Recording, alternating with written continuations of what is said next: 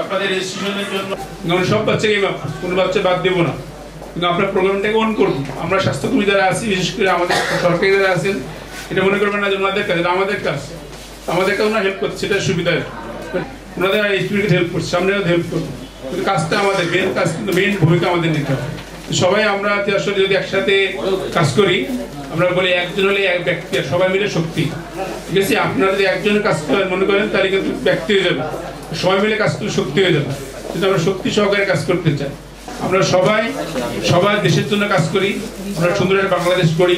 তো পরিশেষে সকলের সুস্বাস্থ্য কামনা করে এবং সামনে যে আমাদের ক্যাম্পেইন হবে, সেই ক্যাম্পেইনে সফলতা কামনা করে এবং ডক্টর মোহাম্মদ হোসেনকে আবারও ধন্যবাদ জানিয়ে আমার বক্তব্য শেষ করতে